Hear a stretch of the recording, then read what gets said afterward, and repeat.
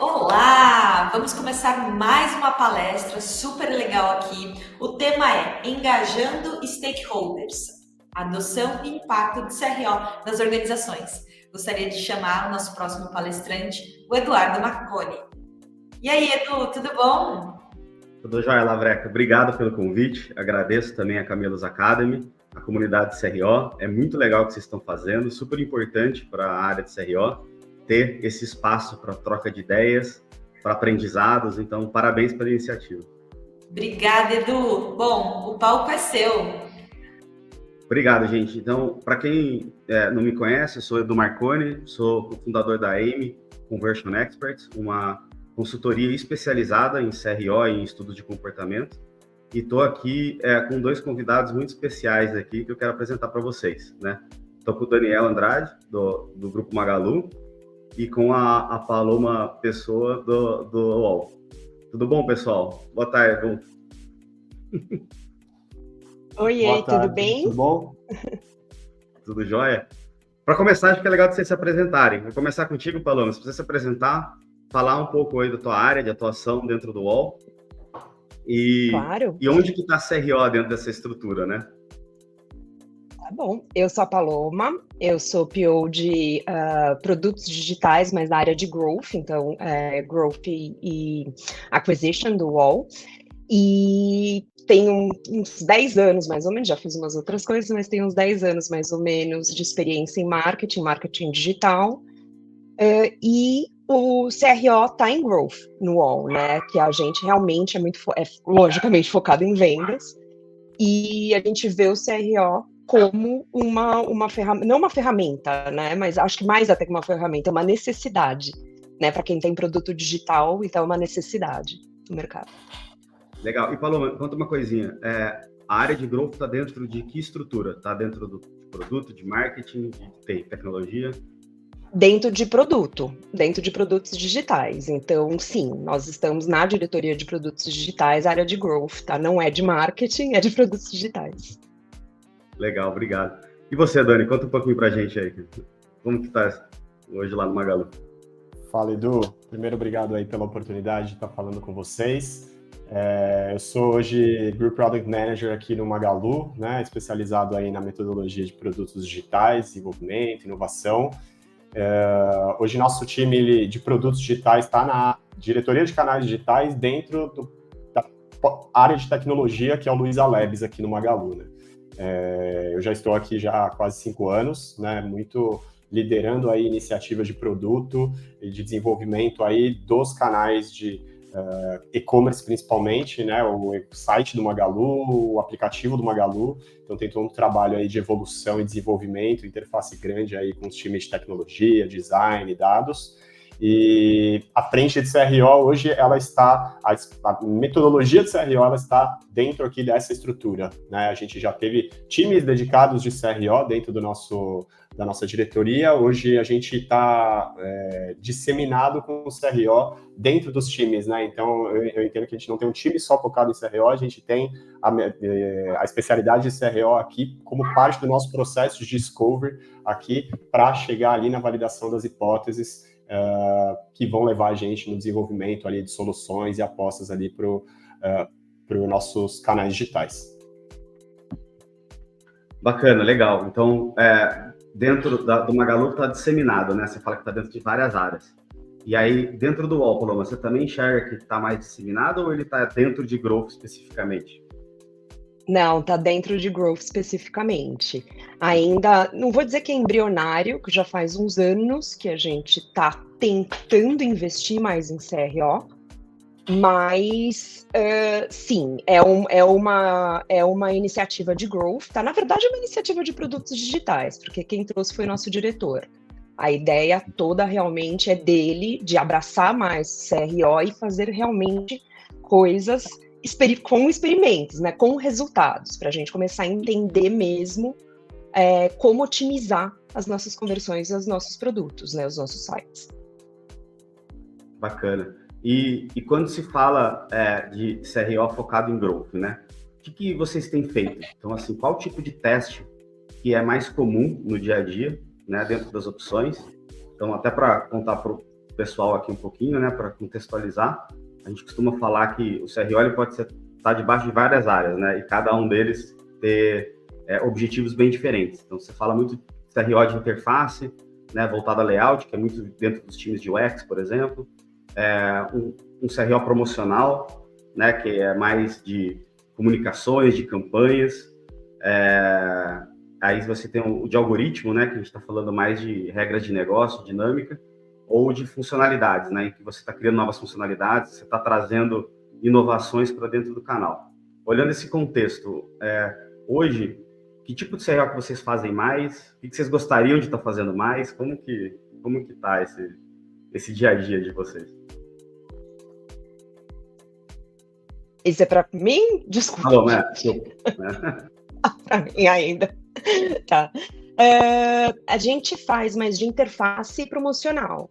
Como são produtos digitais, páginas de vendas e landing pages, então é interface e promocional. Então, teste de CTA, disposição de texto, disposição de planos, qual seria um valor, ressaltar talvez um valor mais atrativo, alguma feature mais atraente, né? Esse tipo de coisa.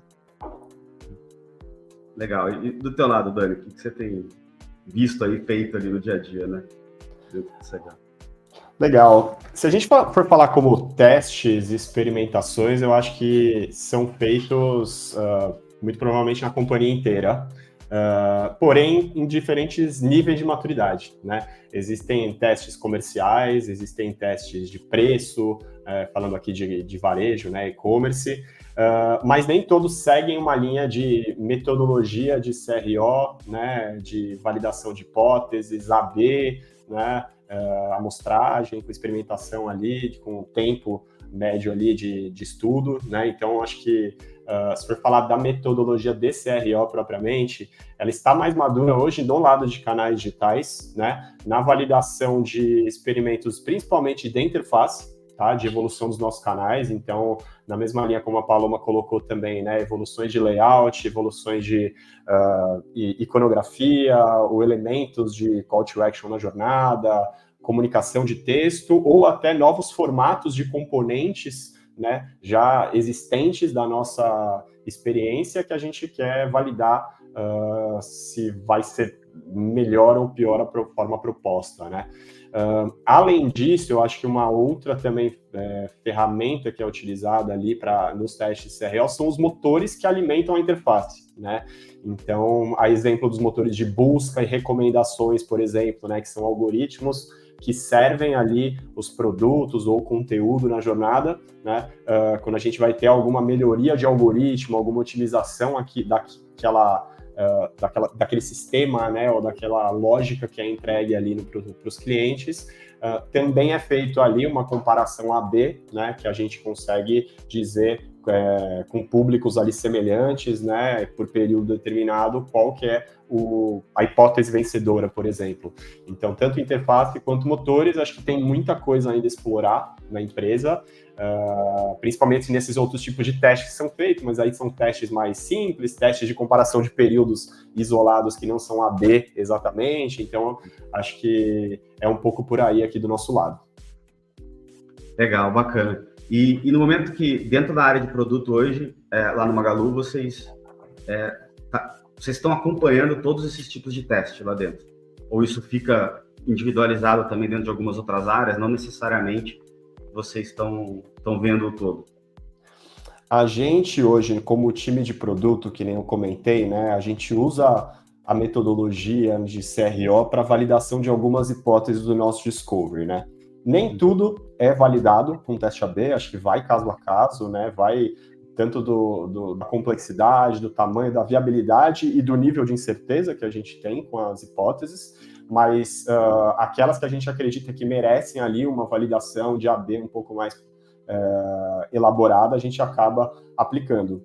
Hoje a gente está trabalhando em parceria, inclusive, com uma consultoria que é a AM, né, que nos ajuda aqui também em toda essa análise de preparatório, né, análise da experimentação, né, então acho que toda o ferramental em torno disso a gente acaba fazendo ali em parceria. e isso nos ajuda muito ali a clarear um pouco ali todas as possibilidades que a gente tem ali com esses testes, né? A gente tem pessoas no time com níveis de maturidade maior e menor na frente de CRO e junto com a Amy a gente acaba até nivelando um pouco esse conhecimento, né, com experiências aí de outros testes aí. Então, acho que a partir daí tem um trabalho, acho que dividido, né, entre o que o time de produto do Magalu estrutura como briefing do Discovery e o que a Amy ela consegue ajudar na operacionalização e análise ali dos testes em produção, né? Então a gente acaba tendo esse suporte ali para nos ajudar também na tomada de decisão ali dos discoveries. Você tocou num ponto muito legal, né? Que é essa diferença de nível de maturidade entre times na frente de CRO. E isso é super natural, assim. Acho que dentro de uma corporação você vai ter squads que são maiores, menores, que de repente tem maior facilidade de trabalhar com isso, ou ainda não conseguiu de fato entrar.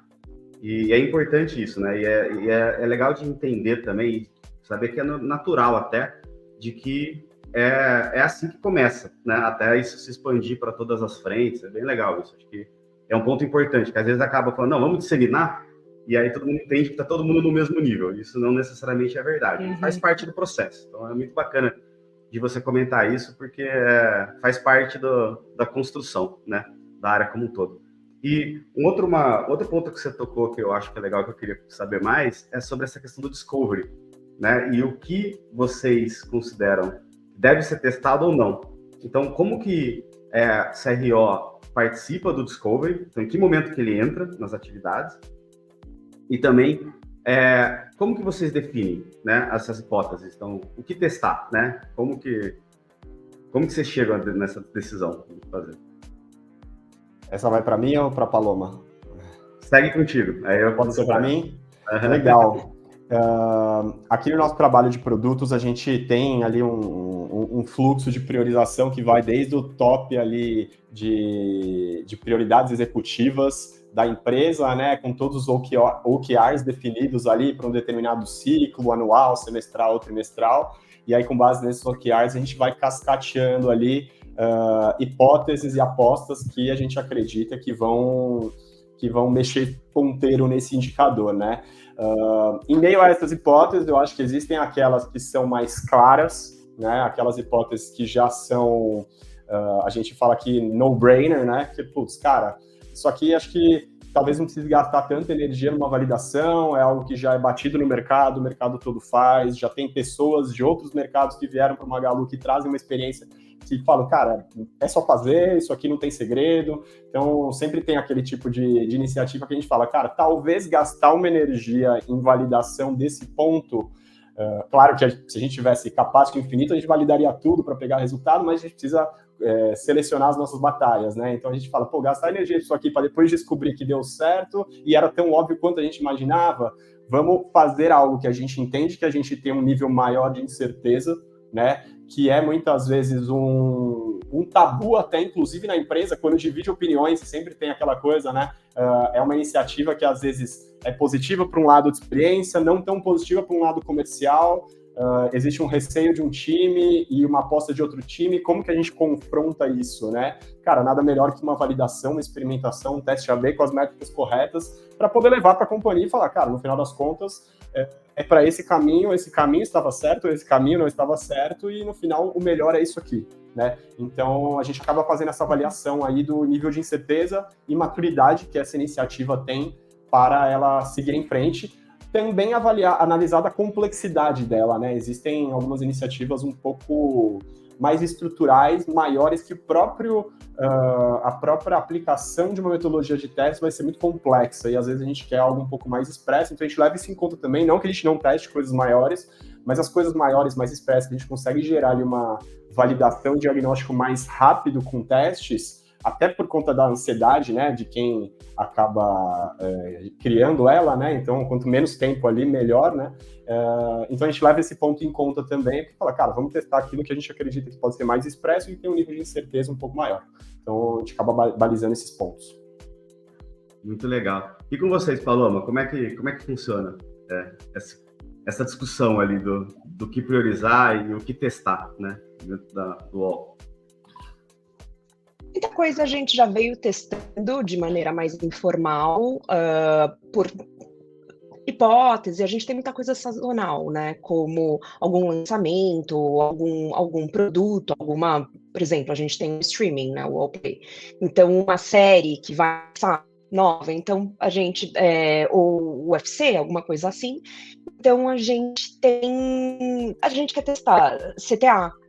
Tem bastante concorrência também, mercado de streaming tem bastante coisa, né? Então, a gente quer testar CTA, testes que são hipóteses. De vez em quando a gente testou num e-mail, numa outra coisa que não tem nada a ver, a gente quer se na web também converte, né? Se tem o mesmo comportamento. A gente levanta algumas ideias, algumas hipóteses, e a gente também tem a consultoria da AIM, que tem ajudado bastante mesmo a gente, porque CRO a gente não está estruturado, mesmo um pouquinho diferente do Magalu. A gente não está super estruturado para CRO, mas a gente está aprendendo e a gente tem essa cultura, assim, que é o canal. É o jeito de seguir em frente, é como a gente quer. A gente quer ter, sim, essa cultura no UOL, mas a gente está super contando com a ajuda de vocês, né? Então, assim, muitas vezes vocês, estudando as nossas páginas, levantam algumas hipóteses, trazem para a mesa, a gente debate, sim, vamos nessa, ajusta alguma coisa, a gente testa a hipótese que vocês levantaram, e aí, de repente, a gente continua com o teste para testar alguma coisinha, um insight que saiu daquele teste inicial, e a gente vai indo assim, e tem sido excelente para a gente, muito aprendizado, muito conhecimento, e eu acho que, assim, tá sendo bem legal essa parceria para a gente, tá? Legal, que bom, fico feliz. E quem está envolvida? Que times que estão envolvidos nessas discussões do que subir, né? Então, você falou que a área está dentro de growth, mas a decisão é unilateral de growth do que vai ser testado? Ou existe uma conversa entre outras áreas lá dentro? Que áreas que são essas que participam do processo? Nós temos, por exemplo, o CX participa do processo, porque eles têm contato direto também com clientes, né? Então, CX, diretoria de negócios, área de produtos, claro, né? A gente tem growth, a gente trabalha também em squads no UOL. Então, cada produto tem o seu squad. Então, de vez em quando vem um insight do próprio squad, só que a gente, com a ajuda da AIM, aí sim traz para fazer um teste nessa hipótese versus fazer com a squad, até por conta de relatoria, né, da expertise de vocês. É uma coisa, gente, colocar um CTA lá e dar uma acompanhada no GA, sabe? Não é a mesma coisa que todos os pontos finos que vocês trazem numa relatoria, né, como exatamente sendo experts, né? Então a gente está caminhando e super com essa orientação de vocês, tá? Mas sim, tem várias áreas envolvidas, mas no final, sim, passa por growth e diretoria de produtos digitais. Legal, bacana. Você tocou nos pontos interessantes, eu vou voltar nisso depois aí. Mas eu queria saber do Dani primeiro. Dani, numa empresa como o Magalu, dentro de um Labs, tem mais de 2.000 pessoas focadas ali em tecnologia. Como que funcionam essas discussões entre áreas? Muitas vezes não estão nem debaixo de uma mesma diretoria, né? Como que funciona essa decisão do que testar ou da solução? Como que é o dia a dia nesse processo, né, de definição ali em cima, num ambiente que é tão grande, né, no final das contas, ali, que envolve muita gente? Legal. Não é fácil, porque eu acho que cada área acaba tendo a sua visão, né, a sua experiência, a sua opinião ali sobre determinadas apostas, hipóteses, né? Inclusive, que nem eu comentei, né?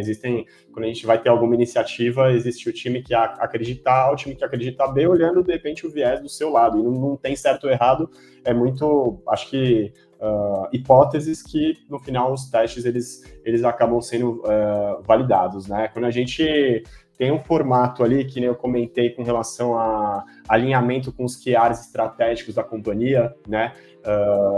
E muitas vezes diversas áreas estão amarrados nesses OKRs, isso acaba ficando um pouco mais fácil, né? Porque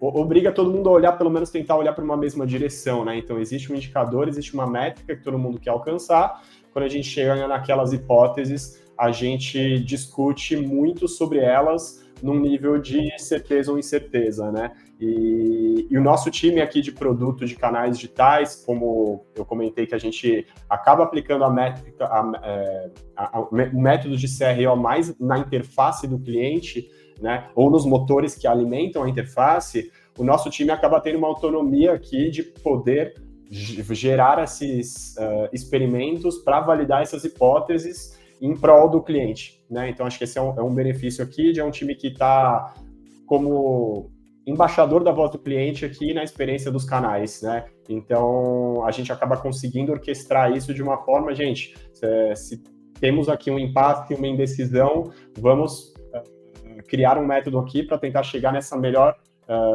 opinião de forma isenta, que no caso é o teste AB, que vai comparar dois públicos e o resultado acaba sendo menos questionado, né, do que só opiniões ali ainda não validadas. Então, quando a gente tem esse alinhamento aqui para o mesmo caminho e existe essa frente que acaba olhando de forma isenta, né, o que vale ao cliente e não opiniões diversas de frentes ou especialidades diferentes ali na companhia, isso acaba sendo mais fácil, não que ainda assim não gere um atrito, não que não gere uma discussão sobre seguir ou não seguir, mas não me recordo de termos tido grande resistência nos testes que a gente está querendo emplacar, por exemplo, né? Eu acho que a gente acaba mais tendo que orquestrar e negociar o formato do que vai ser feito do que fazer ou não fazer as experimentações. Legal. E Dani, quais são os desafios que você entende ali dentro disso? Então, hoje, olhando do ponto de vista da área em si, né, o que você enxerga como o principal desafio para testar mais? Eu acho que existe primeiro uma visão um pouco que é conceitual, que é um controle de ansiedade, né, com relação às implementações, né, obviamente que até no segmento como varejo, né, que a gente está, que as coisas acontecem muito rapidamente, existe uma ansiedade de querer colocar as coisas muito rápido no ar, né? E muitas vezes, quando a gente tem um nível de incerteza grande, isso não é positivo, e quando a gente opta por fazer uma experimentação, uma validação prévia, que pode ser um público reduzido, e que a gente precisa ter um tempo ali suficiente de amostragem, rodando ali em produção para um público A, B, C, antes de coletar esse tipo de aprendizado, gera assim um certo desconforto, né? Falar, putz, não vamos implementar isso agora, vamos primeiro validar, e se formos gerar valor, isso vai acontecer a partir de X tempo, né? Que pode ser 15 dias, um mês e meio, tudo vai depender do teste, da volumetria, né? Então, acho que esse é o primeiro desafio que a gente tem que catequizar, né? Eu acho que a gente tem que, e isso já por aí eu acho que é bem importante o envolvimento de todas as áreas ali, quando a gente vai fazer a estratégia, né? Senão a gente acaba saindo por um caminho, não alinhando bem que isso vai ser feito, gera uma expectativa, pô, mas isso aqui eu achei que já ia para produção, não, calma, era só um teste. Sempre tem essa discussão, então acho que quanto antes isso for antecipado e alinhado, acho que é benéfico, né? Então acho que é o primeiro ponto que a gente sofre como desafio. O outro ponto que eu acho que é bem importante, um alinhamento, é a gente estabelecer previamente as métricas corretas, né? Então, a gente, muitas vezes, acaba olhando uma perspectiva de uma métrica que não é aquela que a gente gostaria ou deveria estar olhando, né? Então, muitas vezes, eu até comentei, né, a questão do QAR, né, do indicador, que é o OKR, que é um indicador macro da companhia. No nosso exemplo, a gente fala muito de conversão, né? E a conversão, ela é algo maior, né, no e-commerce geral. E muitas vezes o resultado do teste que a gente tem que fazer não é exatamente a conversão, e talvez uma submétrica, um sub-KPI que vai somar as outras e vai chegar na conversão. Mas se a gente olhar por essa métrica maior, a gente talvez não tenha insights tão significativos de um teste, porque o teste tem que responder uma outra perspectiva, né? Uma quebra ainda mais pontual, seja o que for, né? Então, acho que essa é uma outra dificuldade também, né? Que a gente tem que preparar previamente isso e garantir que a gente tenha as condições de testar essa métrica, né? Porque aí entra questões de tagueamento, ferramenta, né? Putz, se a gente não definiu previamente a métrica e não garantiu que o tagueamento correto estivesse implementado para gerar essa métrica, depois que o teste fez, já perdemos, né? Então, acho que esse é um outro desafio que a gente, às vezes, passa, né? Que é falta desse alinhamento do que a gente quer mensurar anteriormente e garantir que o terreno, né, do que está sendo construído, né, pela ferramenta de validações, esteja aderente àquilo, né? Então, acho que esses são 2 grandes desafios que a gente passa. Já passamos mais, eu acho que tem evoluído bastante, acho que a gente está mais alerta a isso agora, então evoluiu bem. É muito legal, esses pontos que você tocou são super importantes mesmo, acho que para ajudar as empresas a organizarem, né, o processo de CRO, e às vezes quando falta comunicação entre áreas, né, que olham por ângulos diferentes o mesmo negócio, né, a mesma hipótese, o mesmo objetivo, o impacto que isso pode gerar, de repente escapar uma métrica ou de não ter necessariamente algo bem tagueado. E aí o resultado você vai ver lá na frente só, né? Tipo, depois que o teste já está pronto, já teve o tempo de análise ali, de monitoria, e aí você percebe e não tem como voltar, né? Não tem muito como fazer. Esse é um ponto super importante ali de planejamento, que muitas vezes acaba escapando. Legal. E você, Paloma, você falou aqui em off, quando a gente estava aqui, que growth é venda, né? Então você vê um desafio diferente desse que o Dani comentou, ou como é que funciona? Não, pra gente eu acho que tem assim, é um pouquinho diferente, né? Produto digital é aquele negócio imediato, né? Então, assim, você não tem, a pessoa compra para consumir praticamente imediatamente, né? Você não compra para assistir depois, ou para ler depois, ou para bater um papo depois. Não, você compra para consumir agora. Então, para a gente, também tem essa ansiedade de fazer as coisas rodarem, né? E super imediato. Então, por um lado, também fazendo o teste ajuda a gente a validar algumas coisas mais rápido, porém, para implementar, não necessariamente super rápido. Porque também as squads têm, sim, o backlog deles, tem outras coisas que precisam ser feitas. De vez em quando, a gente também não vai implementar exatamente o que o teste apontou, mas uma versão, uma parte, porção disso sim. Então eu acho que assim, seria o maior desafio da gente, seria realmente um pouco de ansiedade, sabe? E conseguir realmente entregar aquilo. A gente tem que dar uma refinada depois do teste, para entender direitinho se é realmente aquilo ou não, mesmo tendo resultados certinhos, tá? Um ponto legal que você tocou aqui, que é essa natureza do produto, né? Principalmente quando você fala de streaming, né? Desses de canais que a pessoa não ela contrata, mas não necessariamente ela vai assistir naquele momento, né?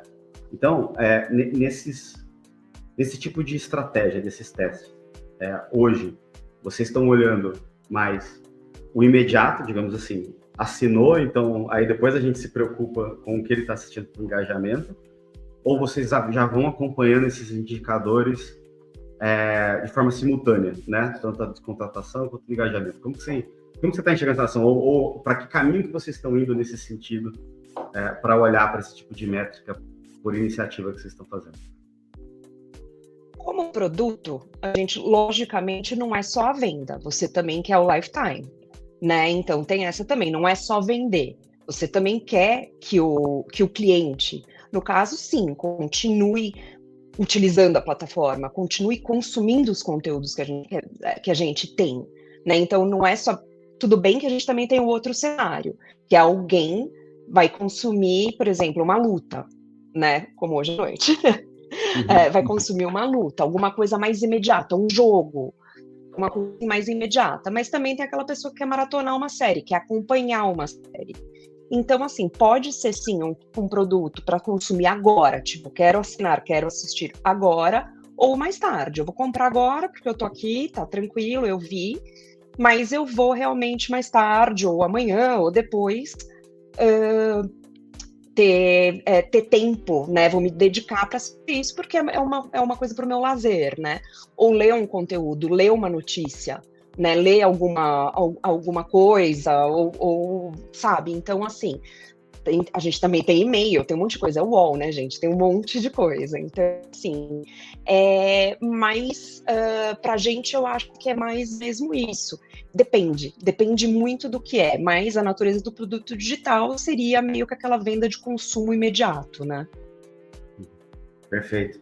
E me conta uma coisa, assim, Paloma, no dia a dia, imagina que, assim, o Dani estava comentando os OKRs, que tem os direcionais estratégicos da empresa, então esses vem de cima para baixo, tipo, no sentido de que, cara, é isso que tem que ser feito, vamos indo, a decisão de teste ou não testar, talvez tenha a discussão do imediatismo, mas ao mesmo tempo é mais fluida, porque o projeto tem que andar, então se precisa ser feito, vai ser feito, então esse é um caminho. Agora, e o caminho inverso? Uhum. Quando o time descobre ali oportunidades ou está vendo que tem algo claro que ele gostaria de testar, que ele gostaria de validar. Como que é feita essa discussão e como que é o engajamento com o stakeholder nesse sentido, né? De que forma que vocês chegam na diretoria e falam, tá, temos interesse em fazer isso, né? Como que é recebido esse processo dentro do UOL? Como é que funciona, né? Quando vem do time as ideias do que fazer. Geralmente é recebido como, vamos validar. Então, assim, a gente traz uma ideia e vem, vamos validar, quer dizer, vamos testar, tá? É super bem recebido. Eu acho que a gente tá... É o saber como fazer e fazer bem. Porque, como eu falei um pouco antes, não é só testar. Você tem um acompanhamento, tem uma metodologia. Então, não é só mudar uma cor de botão ou um CTA, né? Eu acho que o ponto é validar e validar corretamente, porque senão também não tiver o acompanhamento. E a metodologia também não adianta muito, né? Mas é recebido super bem, tá? Eu acho que todo mundo é bem aberto, mas o ponto é esse, vamos validar. Legal, então no dia a dia lá vocês têm espaço dentro do sprint de vocês ali para trazer novas coisas também. Então tem um equilíbrio entre os drives estratégicos e o que o time está olhando, está pensando como um objetivo, como resultado. Falou, temos porque, como eu disse, como eu disse, são produtos imediatos, né? Então muita coisa pode acontecer, né? Nesse meio tempo, sabe? Muita coisa pode acontecer. Não é Então a gente tem sim essa possibilidade de mudar. De tentar mudar, né? E de encaixar alguma coisa que poderia ser útil, sim, que a gente vê que pode trazer valor. Mas é por isso. Então, a gente aprendeu que tem que testar. Já que tem a possibilidade, já que dá para fazer sem comprometer tanto assim, né? Então, a gente testa para ver se vai dar o resultado esperado ou inesperado também. E tudo bem, né? Legal. E Dani, me conta uma coisa. Imagina que tá todo mundo lá que acredita que não, essa solução, certeza que vai dar certo, né? Tipo, não temos dúvida, vamos testar só para ver. E o resultado não vem. Como que isso é recebido? Véio? Como é que é tratado dentro do Magalu, lá da empresa, essa polêmica que às vezes o dado gera, né? Quando a gente testa com o cliente real? Cara, isso é um ponto que já aconteceu, é bem complicado, por isso que eu até comentei de algumas iniciativas que o pessoal acha que são batidas, a gente tenta fazer e provar, assim, a gente não consegue esse waiver para testar e a gente acaba fazendo e dando certo ou não, a gente descobre em produção, acho que sempre acontece isso, apesar de isso mostrar que o teste, mesmo com iniciativas que a gente tem maior certeza, ele pode ser válido, né? Mas já aconteceu de algumas iniciativas, cara, que eu falei, que são batidas. Putz, a gente estava testando muito mais para entender qual seria o ganho do que validar se ganharia ou não. E aí a gente descobre que não, na verdade, não ganhou. e aí acho que tem alguns pontos, assim, né? Óbvio que isso gera uma estranheza no primeiro momento, dependendo até do fórum que você tá apresentando ou discutindo. A primeira hipótese é, cara, será que o dado tá certo? Né? Putz, não, certo, tá errado, vamos dar aquela revisada, pô, não é isso mesmo e tal. Então sempre gera essa conversa. Mas eu acho que pode ser algumas coisas, né? Eu acho que, primeiro, a gente tem que ter uma maturidade e ser bem transparente e entender que, cara, poderíamos estar errados, né? Poderíamos ter estado errado e, de fato, não era aquilo que a gente imaginava. Um outro ponto é, a métrica, né, que nem eu comentei, pode ser que a gente estivesse olhando também a métrica errada, né, e isso aconteceu nesses casos que eu comentei, né, quando a gente olha tudo com métricas muito grandes e que são impactadas por fatores externos e não exatamente aquilo que a gente está testando, a gente pode cair nesse viés, né. Então, às vezes é uma implementação super óbvia, mas, pô, a conversão caiu. Mas talvez não era a conversão que ia mexer, porque... E aí, falando de varejo, né? Não adianta nada a gente fazer uma mudança de interface e o preço dobrar dos produtos. A conversão vai cair e não é a mudança que causou isso, né? E às vezes isso interfere mesmo num cenário de AB, né? A gente sabe. E um outro ponto é o formato, né? Talvez não é a ideia ou a solução que é inválida em si, né? A gente talvez tenha construído o formato errado, né? Tenha proposto algo que não era exatamente aquilo, né? Então, putz, às vezes é outro design, outro layout, outra linguagem, comunicação. Então, a gente tem que isolar esses fatores e, eventualmente, repensar. Putz, faz sentido, de fato, só descartar essa iniciativa como iniciativa perdedora ou revisar o teste, né? Putz, então entendemos que desse formato não performou e esse outro, existem outras hipóteses, outras formas de a gente testar isso, né? E aí a gente ir testando e fazendo um ciclo ali de evolução e hipóteses até que a gente chegue, de fato, a uma conclusão que a gente fala, putz, realmente, a partir daqui acho que não faz seguir.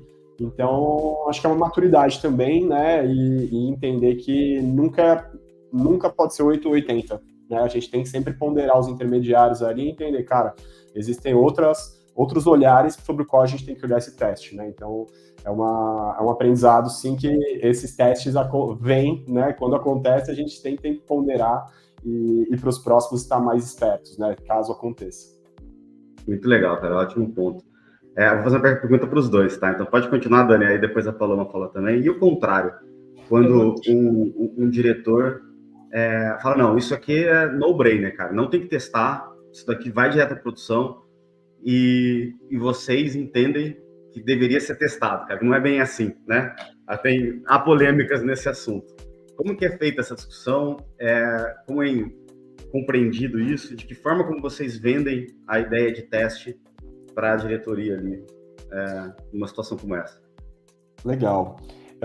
Que nem eu falei, eu acho que existem pessoas e pessoas, né? E existem expertises ali dentro de uma empresa.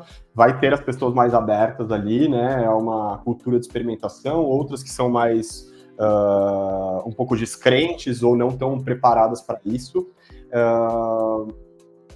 Existe uma estratégia, eu espero que eu não seja penalizado por isso, que é aquilo de, se você perguntar, talvez você receba o não. Então, se você já levar um teste pronto, com o indicador pronto, talvez isso te ajude na argumentação. E aí é uma estratégia que, assim, eu nem acho que ela é inválida, né? Muitas vezes é aquilo mesmo, depende da maturidade, né? Então, às vezes a gente tem uma abordagem aqui que, cara, vamos fazer um teste, e tem casos recentes que a gente fez isso, antes de criar um burburinho, antes de criar uma grande coisa em torno disso, e mesmo que isso se torne, de fato, uma restrição, vamos estruturar um prazo ali razoável, que não seja muito extenso, para que isso se torne uma ansiedade também, e depois disso a gente traz um resultado já pronto, e isso vai ajudar até a catequizar a metodologia, né? Falar, pô, olha o que a gente fez, né? Trouxe esse resultado, vou te explicar agora como foi feito, porque foi utilizando uma metodologia que usou esse período, foi AB, com esses públicos de controle, né? Todos esses times envolvidos, então a gente fez aqui esses alinhamentos em alguns times, e agora a gente está trazendo já o output, então acho que essa vem a ser uma estratégia também de catequização da metodologia na empresa, sabe? Porque muitas vezes, se você pergunta antes e eventualmente não há abertura para isso, você já pode matar a iniciativa ali na raiz, né? Então, eu acho que é uma estratégia, tá? Eu não acho que ela é maléfica, né? Só que não me ouçam falando tanto sobre isso, porque eu acho que é uma estratégia que o time de produto ou qualquer time tem que, às vezes, utilizar para falar, cara, vamos validar se existe esse tabu, né? Se existe esse tabu e existe uma grande descrença, para a gente não ficar preso ali em pré-opiniões maiores, e elas existem, são naturais, eu acho que a gente usa o instrumento a nosso favor, sabe? Então, acho que é uma das ideias mesmo. E a partir daí, eu acho que é um processo de evangelização, a partir do momento que você vai trazendo mais essa pauta, vai trazendo novos testes, alguns ganhando, alguns perdendo, e explicando a estruturação do trabalho, né? Eu acho que todo executivo, né, todo diretor ali, ou camadas até maiores, vão entender que, cara, faz sentido e existe um processo de trabalho estruturado, que a sua equipe está estruturada, né? Então, acho que isso acaba sendo bem positivo também. Legal, Paloma, comentar alguma coisa?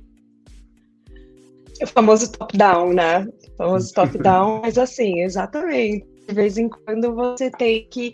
É melhor pedir desculpas do que permissão, né? Você vai lá, faz, traz um resultado ou não, né? Fala, pelo menos eu tentei. E, logicamente, se você for fazer um negócio assim, você tenta um pouquinho mais controlado, comedido, né?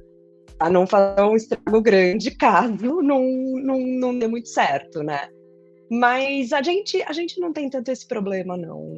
Eu não vejo esse problema do nosso lado, tá? Tem sido realmente muito, muito, muito bem-vindo e não tem o porquê não testar, né? As hipóteses que a gente traz ou que outras pessoas trazem para a mesa, né? Nada é uma certeza, né? Nada é uma certeza. Então a gente testa e no final a gente também já teve teste que a gente fez que foi ali tão marginal, tipo, mas eu gostei mais desse mesmo, então vamos deixar assim. Então o teste pode até trazer um resultado, mas a gente acaba indo um pouquinho contra ele porque foi tão marginal. Você fala, deixa assim, ou tá bom, vamos ver mais um pouco, né, ver o que acontece mais um pouco ali em prod mesmo, entendeu? 100%. E é isso, não é um grande problema não pra gente.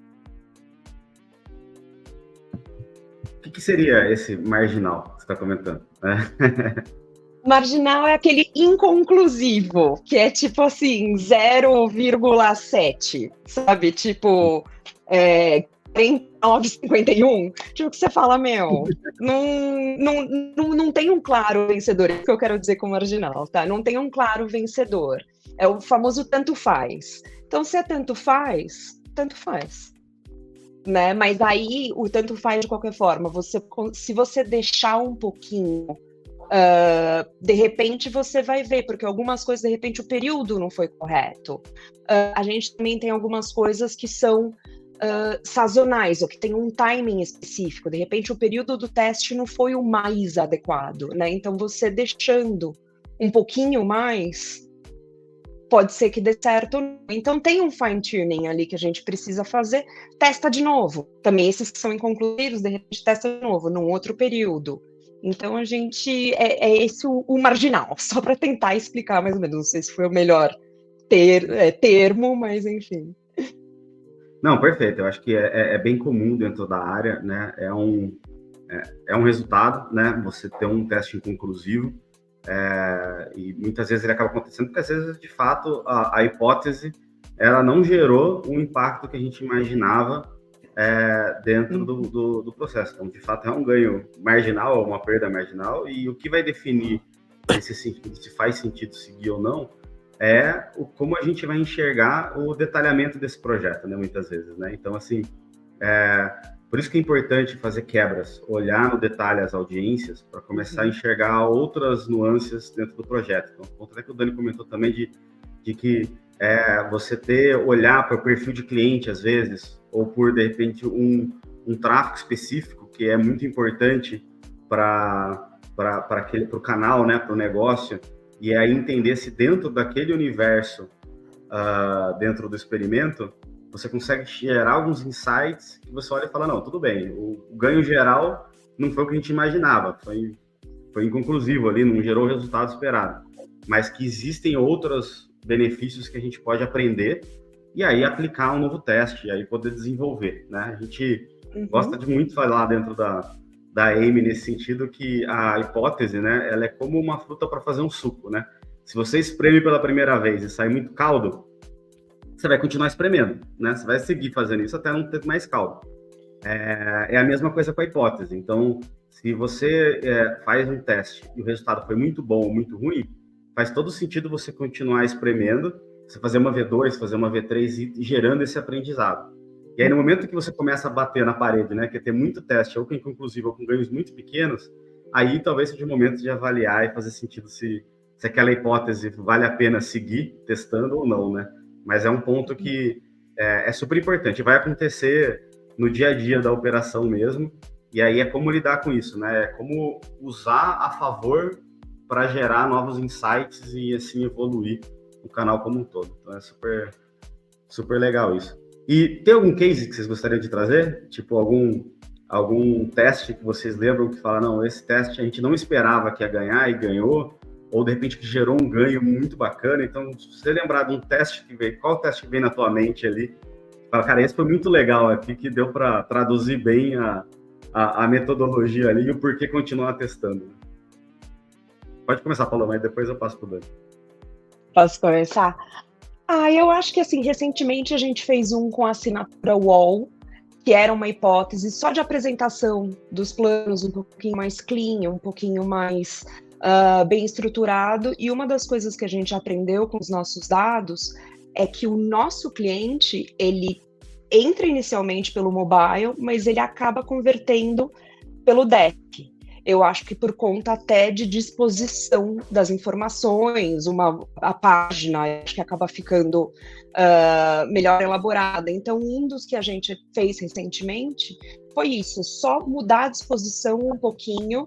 A gente viu um ganho, sim, em cliques, em coisas assim, mas, como eu falei, os processos são sutis. A gente está molhando o pontinha do dedo do pé ali para ir devagarzinho. A gente tem um público... depende do produto, também tem muito isso, né? Depende muito do produto. O público é um pouquinho diferente para cada um dos nossos produtos, então também, sendo uma área que faz teste, que cuida de tudo, como você tem que também ter esse olhar um pouquinho cuidadoso para cada segmento, que é um pouquinho diferente, tá? Mas eu acho que esse, assim, o último foi o mais interessante para a gente. Não é bem um case, mas é que foi um interessante, que eu gostei do resultado e vocês ajudaram a gente com esse teste, foi muito legal. Boa. E você, Daniel, lembra de algum aí? Polêmico ou não? Cara, lembro, sim. Acho que uma área que a gente testou bastante ao longo dos anos foi a nossa busca, né? A busca, ela é bastante relevante aqui para o e-commerce, né? E a evolução ali da forma como é apresentada, como são apresentados os produtos, as informações dos produtos, funcionalidades e ferramentas ali também na interface que ajudam o cliente, elas são bem significativas e impactantes, né? Então a gente quebrou vários testes ao longo do tempo e foi testando.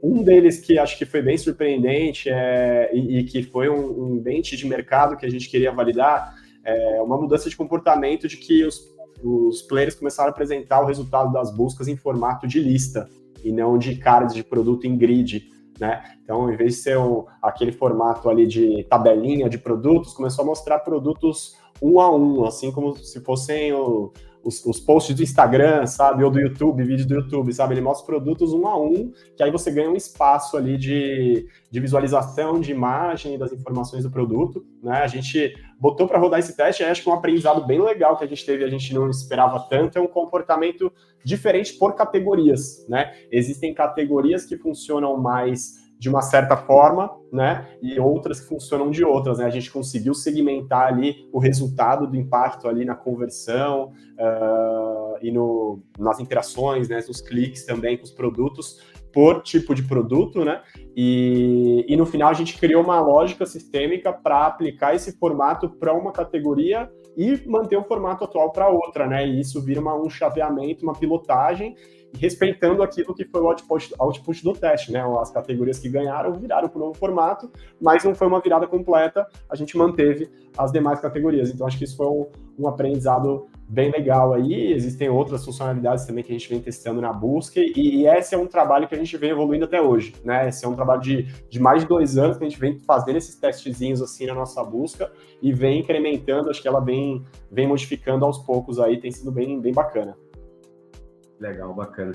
E última pergunta, pessoal, para a gente encerrar aqui, né? Tá muito legal o papo, a gente já está estourando um pouco o tempo, né, do evento tudo. O que vocês entendem de melhores, de próximos passos, na verdade? Então, o que vocês enxergam ali para a área de experimentação, CRO, dentro de cada uma das empresas, como o próximo grande passo que a área precisa dar para continuar evoluindo lá dentro, né? Amadurecendo e ajudando ali a trazer o resultado esperado. Pode começar, Dani, aí depois eu passo para o Paulo. Legal. Como eu falei, acho que a gente vem crescendo bastante à frente de CRO. Cada vez mais times estão adotando esse ferramental. Eu acho que a ampliação disso, né? E que nem eu falei, testes são feitos, mas são testes que ainda não aplicam os métodos, talvez completos ali de validação para aumentar uma assertividade, né? Então, muitas vezes a gente faz um teste por períodos, né? Campanhas promocionais, e quando a gente se separa por períodos, muitas vezes a gente acaba isolando fatores, né? Principalmente no varejo, que é tudo muito oscilante, né? Então, acho que a metodologia ela vem a ser bastante válida para ser incorporada em outras frentes que ainda não utilizam, né? Então, uma delas eu acho que é toda a frente promocional, comercial e de preço, né? Eu acho que a gente conseguindo também, que tem as suas dificuldades técnicas, né, e ferramentais, né, mas a gente conseguir variar todas as campanhas, testar campanhas de uma formato AB bem significativos para públicos diferentes, diferenciar preço por tipo de cliente ou por públicos de controle e estratégias ali específicas, vai ganhar muita tração ali e impacto em conversão em elementos que são essenciais ali para conversão, né?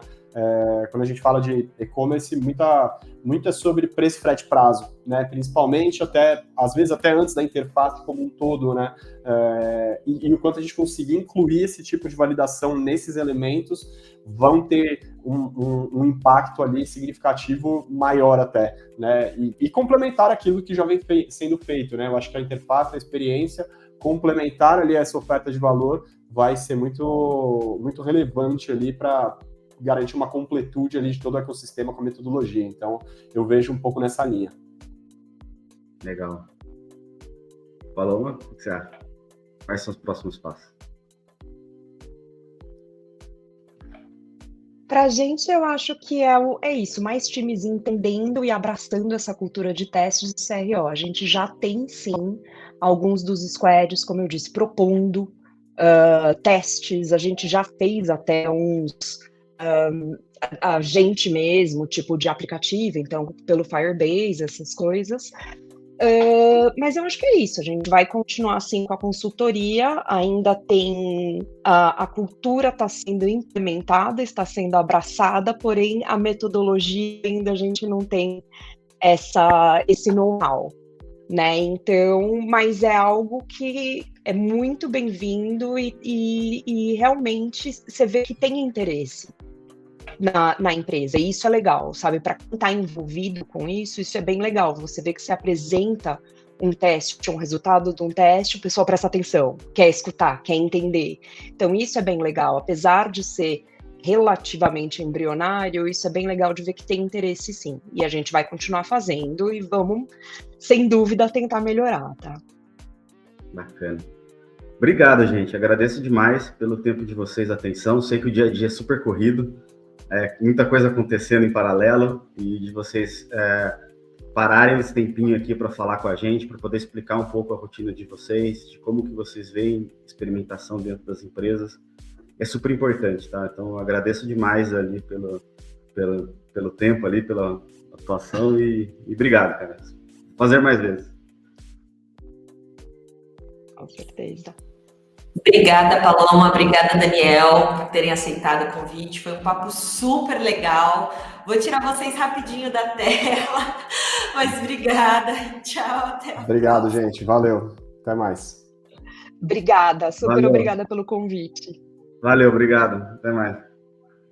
Bom, Edu, obrigada por trazer a Paloma, por trazer o Daniel. Foi um papo super legal. A gente bateu um papo aqui, pessoal, sobre engajando stakeholders, focado aqui na adoção e impacto de CRO nas organizações e organizações grandes em cenários muito diferentes, né? Uhum. Edu, você comentou lá no início sobre o que é a AIM, e eu gostaria que você falasse um pouco mais para a gente. O que é a AIM? Apresenta para a gente aqui. Legal, obrigado, Laureca. A Amy, ela é uma empresa, uma consultoria, né, barra agência, especializada em conversão, especializada em CRO, e a gente ajuda empresas, principalmente grandes empresas ou empresas líderes no ramo de atuação delas, a estruturar operações de CRO para aqueles que não têm, ajudar na operacionalização, então a gente também faz a execução do processo como um todo do CRO, e para times mais avançados, na parte de consultoria, de estruturação para disseminar a cultura de CRO em todas as áreas da empresa, né? Então, são diferentes modelos, e aí para cada empresa a gente pode sentar e conversar para ver qual que é o melhor modelo para o momento deles, né?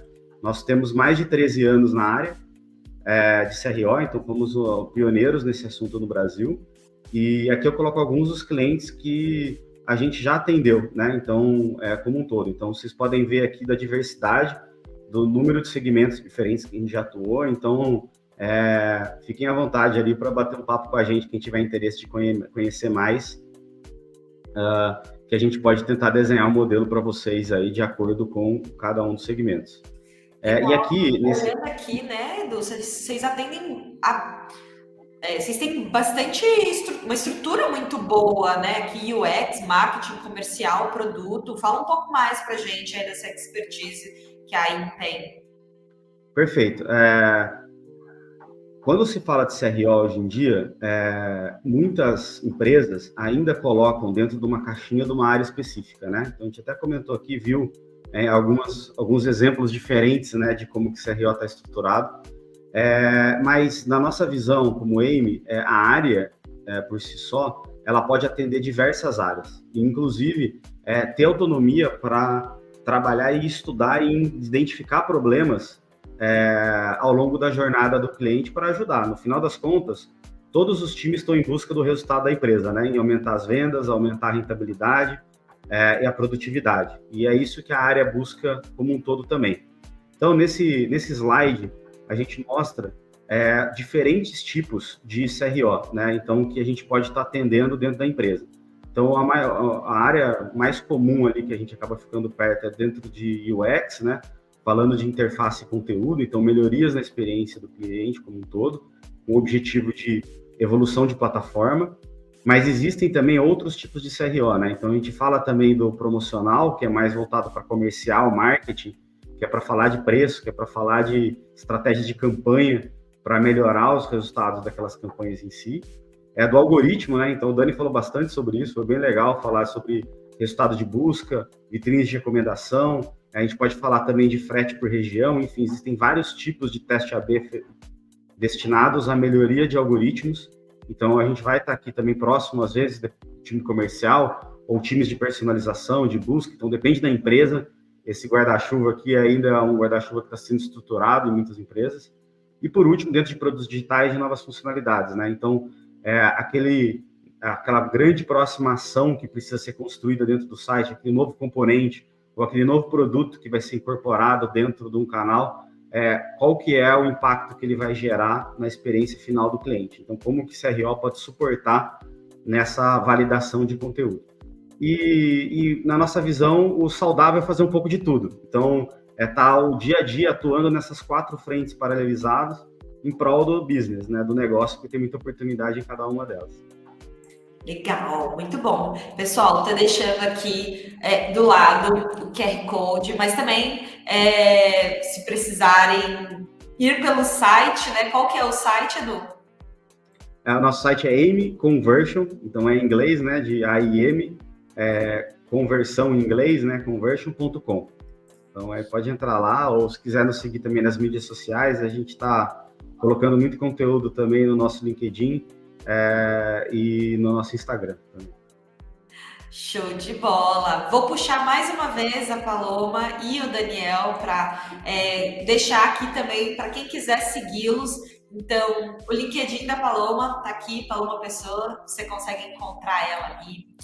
O do Edu, então, na pesquisa, Eduardo Marconi, mas na barra Edu Marconi, e do Daniel, que é um pouquinho longo, mas fácil de digitar pelo menos, né, Daniel?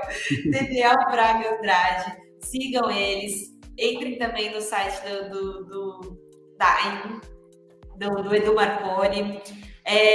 Mais uma vez, muito obrigada pela presença de vocês, muito obrigada pelo conteúdo que vocês trouxeram aqui, foi super rico. Tenho certeza que quem está ouvindo, quem está participando do evento, pode ter muitos insights, muitas dicas sobre como a gente consegue adotar as metodologias e a área de CRO para dentro dos negócios, dentro das organizações. Obrigada, pessoal. Valente, obrigado. Obrigada. Obrigado, valeu pela Até mais. oportunidade. Até mais, tchau, tchau. É isso aí, pessoal. Finalizamos aqui a gravação da palestra Engajando Stakeholders, Adoção e Impacto de CRO nas Organizações. Te vejo na próxima. Tchau, tchau.